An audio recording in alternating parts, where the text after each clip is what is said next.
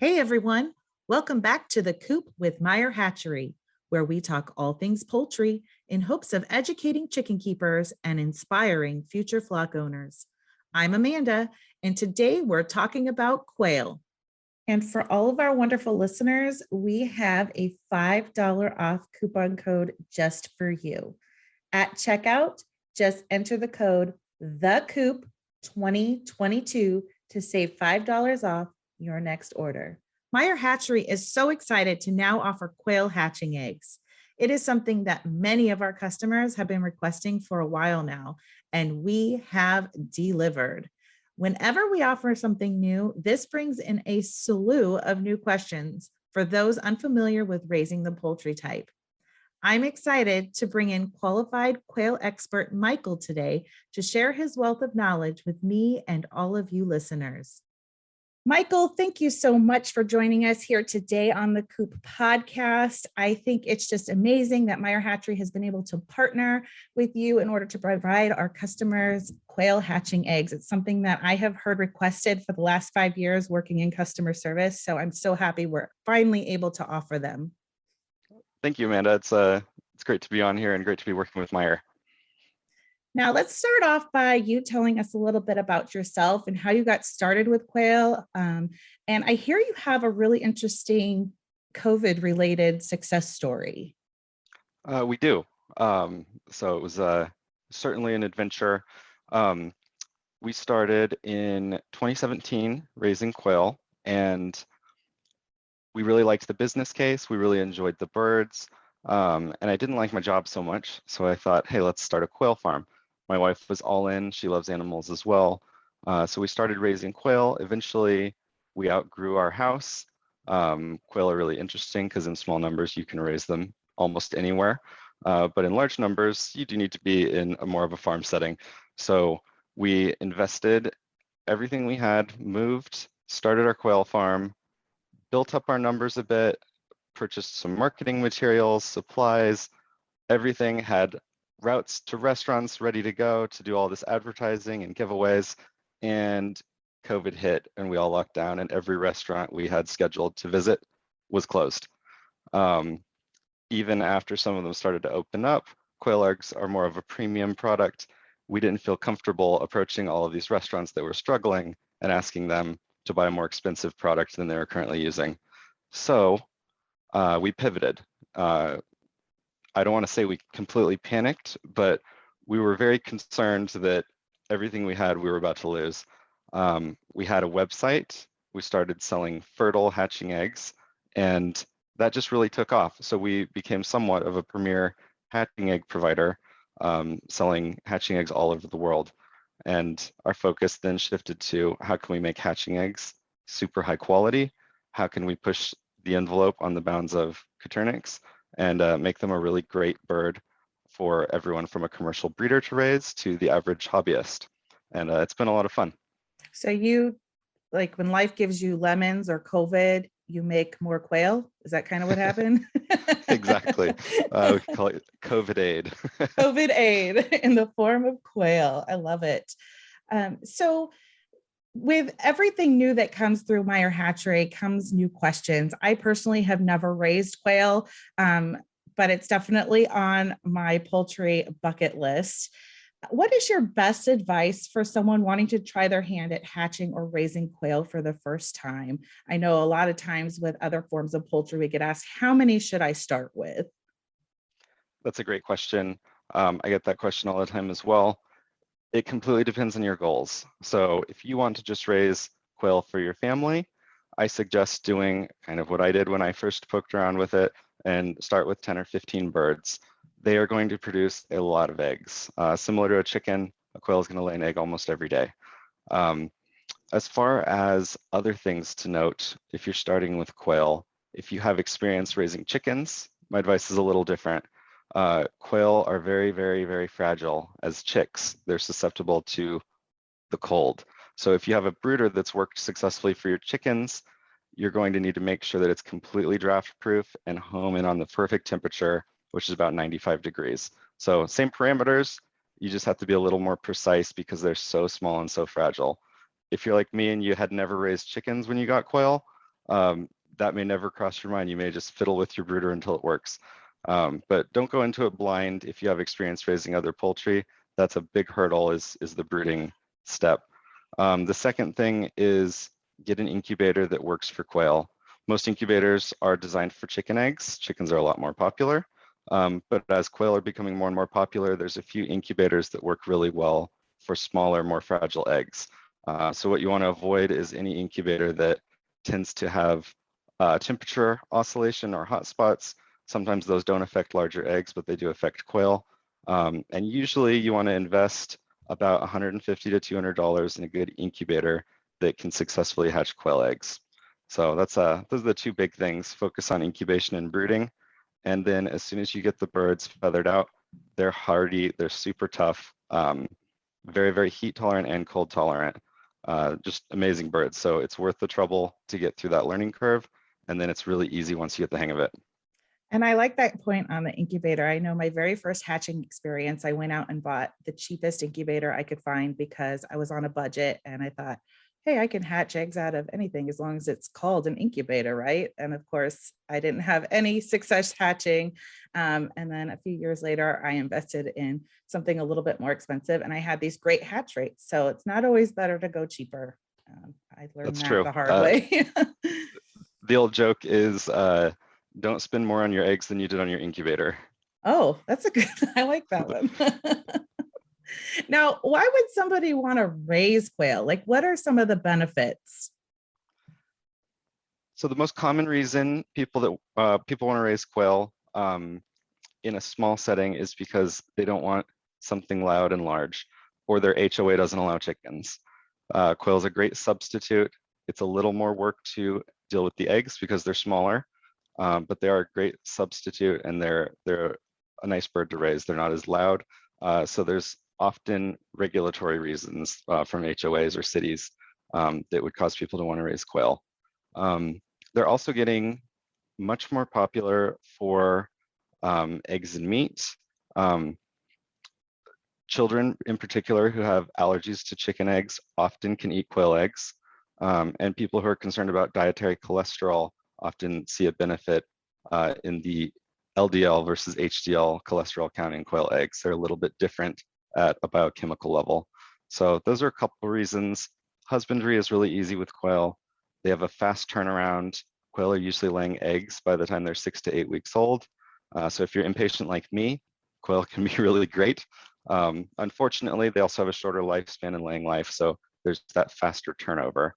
But they're a really unique bird in that they come to sexual maturity by 8 weeks and just have an amazing growth rate and fast turnaround for producing eggs. Now, speaking of sexual maturity, are any of the varieties feather sexable? Yes, absolutely. Actually, most Coternyx are feather sexable. There's only a few varieties that aren't. So while they reach sexual maturity by 6 to 8 weeks and the males will start crowing and the females start laying eggs, you can usually tell which ones are males and females by the time they're about 3 weeks just based off of their plumage. The most common plumage variety is called Pharaoh, and the males will have a solid copper colored plumage develop on their chest by the time they're about 3 weeks old. Females have lighter cream color and then some black speckles, and those remain to adulthood. Some of the other common varieties are Golden Manchurian and Pansy. The males will have a bright red face, red all around the back of the neck. They call it a red mask, and so it's really easy to identify those as well. And then there's a bunch of different color varieties from dilution genes, and those follow the same basic sexing rules as Pharaoh and Golden Manchurian do. So that's probably really beneficial, especially since they mature so quickly. If you're wanting to separate them into breeding pens, putting Yes, your males exactly. and females separately. Yep, it's very easy to separate them by the time they're 3 or 4 weeks old and make your breeding groups. Now, Meyer Hatchery now offers the jumbo brown Coternyx, assorted Coternyx, as well as the Celadon Coternyx quail. It's noted that the Celadon hatching eggs are a bit more challenging to hatch. Can you tell me why this is? And do you have any tips on maximizing hatching success? Sure. So Celadons when we raise them in our barn, we see a very similar hatch rate to the other varieties. However, once those eggs go through the male, they do tend to be a little bit more fragile. Quail in general are a more fragile egg, and they're a much more fragile chick. So unfortunately, they generally have to be acquired as hatching eggs shipped through the mail. It's just part of the industry. And then once they're in the incubator, it's luck of the draw how they were handled during transport. But what happens with celadons is they're naturally a bit more fragile. We don't understand the celadon gene terribly well yet. There's been minimal research done by professors at universities, and generally what they're researching is what causes it to lay the blue egg and which pigments are responsible for that. But what we've noticed at our farm is in completely related birds, so siblings, the ones that lay celadon do tend to lay a slightly smaller egg and have a slightly smaller size. The egg shell is also a little bit more weak, so we think that's related directly to the celadon gene. I don't mean to knock celadons. They're a beautiful egg. They're really, really fun to raise, but they do come with their challenges. So just know it going into it, that Yep, prepare for exactly. it. Be prepared for a slightly lower hatch rate on shipped eggs. However, once you're raising them, it should be similar to any type of quail. Now, speaking of the hatching eggs, I recently was speaking to a coworker who dealt with a detached air sac. I had never even heard of that. Can you explain what this is? And do you have any tips for someone dealing with this? Yes, absolutely. Detached air sacs, unfortunately, are quite common for shipped eggs. They're also called saddled air sacs. And what that is the air sac at the top of the egg, which is the more rounded side or fat end of the egg. Normally, that takes up a small percentage of the egg, maybe 10% when the egg is laid. And as the egg develops and the chick grows, it becomes about 25 to 30% of the egg volume. The chick needs that air to hatch. And the first thing the chick does when it hatches is it pecks through the membrane into that air sac, and it uses that air to breathe while it pecks through the shell. Unfortunately, with a saddled air sac, that air pocket is not in the right spot. It's broken through some of the connective membrane meant to hold it in place, and it's become off-shapen or completely dislodged in the wrong part of the egg. So there's a few things you can do. We recommend on any shipped egg, storing the eggs for the first 24 hours right side up, meaning that the pointy end of the egg is facing down. And what that does is it allows that air sac to move to the top of the egg and that connective tissue to harden a little bit to hold it in place through the rest of the incubation period. I think that's interesting. I know naturally I always think of the top of the egg being the pointy side, like when you put your eggs in your egg carton. I'm always prone to putting them pointy side up, but in reality, it's that rounded side of the egg. I just have to like get my head wrapped around that you have to do it the opposite of what your brain wants to do to be successful. Exactly. Yep. So once they're hatched, we talked about them being more fragile as chicks. When they're ready to move to the next form of housing, what is required? Do they need us, like, can they just go into a regular chicken coop setup? What do you recommend? For their adult setup, the main difference between quail and chickens is that quail are a ground bird, while chickens like to roost. So a chicken may be perfectly happy on a roosting bar or in a 2-level coop. The quail are rarely going to take advantage of that second level, and they're hardly ever going to get onto a roosting bar and enjoy themselves up there. What quail like to do is dust bathe, dig around in the dirt, make themselves comfy in a little spot on the ground. In the wild, they will hide in bushes and shrubs. They'll lay their nests in bushes where they're hidden from sight. And quail are such a flight bird, and they're only semi-domesticated. So you see a lot of that same behavior where they're a little bit timid, they like to hide. Some of the varieties that we sell more for pets or for small producers have lost a lot of those instincts. So they are a great pet, they become very friendly, but they still retain some of those instincts. So as adults, we recommend keeping them in either a short cage so that if they're spooked and try to fly, they don't hurt themselves.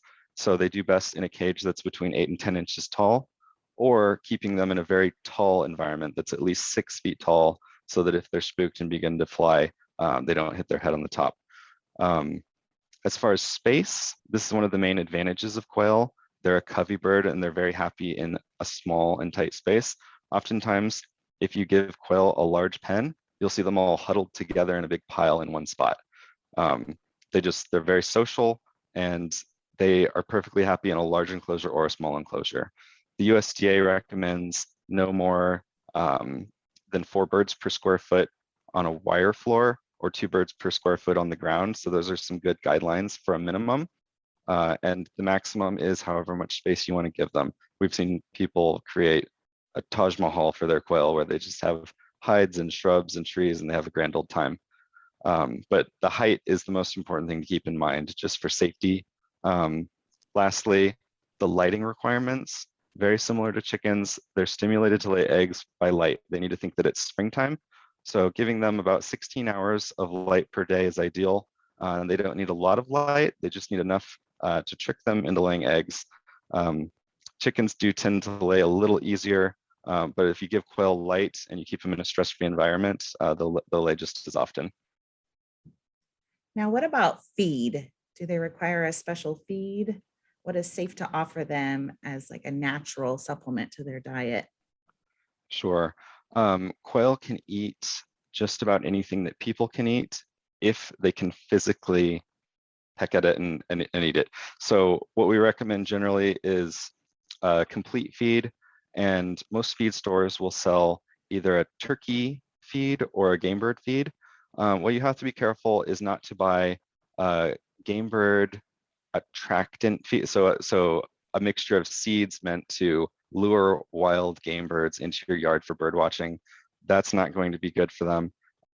A crumbled complete feed.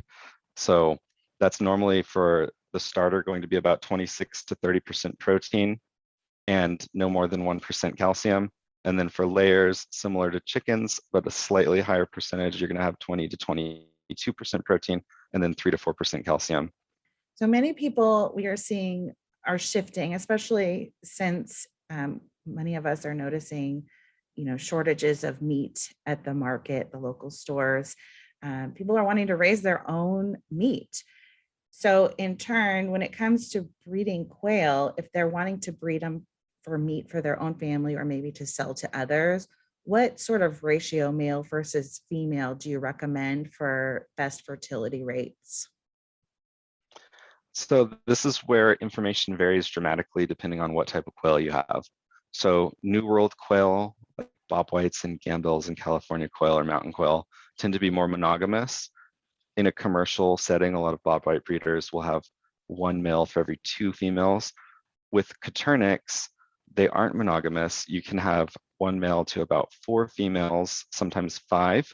And depending on the bloodline, if you have a male that's particularly ambitious, he can fertilize eggs from more hens. But what we always recommend is starting at 1 to 4, depending on the circumstances and your birds, their environment, the square footage, how large your covey is. You may need to have 1 to 2 or 1 to 3, or you may be okay with as much as 1 to 6 or 1 to 7. We do have some bloodlines that can be raised in a 1 to 10 ratio with very high fertility. These are much more close to wild birds. That's what you'll often find on the internet is that quail need 1 to 10. With meat and production quail, you will need 1 to 4. And you would never put 2 males together, kind of like you would never put 2 roosters together in a coop with just a few hens? Actually, usually the males can be quite cohesive in a group setting. So they will fight if you put 2 mature males in together, just like chickens. But if you set your breeding groups up before they hit sexual maturity, they'll often work out their pecking order before they hit sexual maturity, and then you won't ever see fighting. So this is another area where it depends on where you get your birds, how good the breeder is at breeding out aggression, so on and so forth. But with any quail eggs that you get from Meyer Hatchery, you shouldn't see a lot of fighting. Most of the time fighting is going to be because the birds are hungry or because they were introduced too old in age. If you raise them together, they're likely going to get along just fine. That's good to know. How many years have you been raising quail, Michael? We got our first quail in 2017. So it's been Just about 5 years now. So what's one thing that it has taught you in the last 5 years? I would say the main thing it's taught me is that you get what you put in. So if you work really hard to create a great environment for your birds, they're going to produce for you and give that right back. If you stay on top of keeping their environment clean, taking good care of them, making sure they're always fed and watered, keeping them in good health, they're really going to reward you. And we've really had a great experience raising quail. They're an amazing bird and they're so satisfying to raise. That's great advice. Husbandry really plays an enormous part in everything that you raise on your homestead or on your farm. It all starts there, biosecurity and husbandry, keeping it clean. That's right. Now, I'm just going to ask you a question, an unplanned question. So I'm assuming you eat quail and quail eggs. What is your favorite way to have your quail eggs cooked? Oh, it's different for every person in my family. Um, I like a good fried egg, but quail eggs are so small and cook so quickly, it's really hard to get the yolk over medium like I like. So while a chicken egg or a guinea egg or a duck egg is more forgiving, you really have to have it down to the second. When I flip my fried quail eggs, I only cook them for about 5 to 7 seconds on the second side before they're ready to come out. Do you have to have like a miniature spatula in order to do it correctly? You know what? I use a regular spatula, but I'll do about a dozen eggs at once. So the spatula will flip all 12 at the same time. Oh, nice. Maybe we could get a video of that someday. We should. And with that, we thank you for listening to The Coop. Be sure to subscribe. And if you'd be so kind, drop us a review. Have a poultry related question or topic you'd like us to cover? We want to hear from you. Send us an email to podcast@meyerhatchery.com.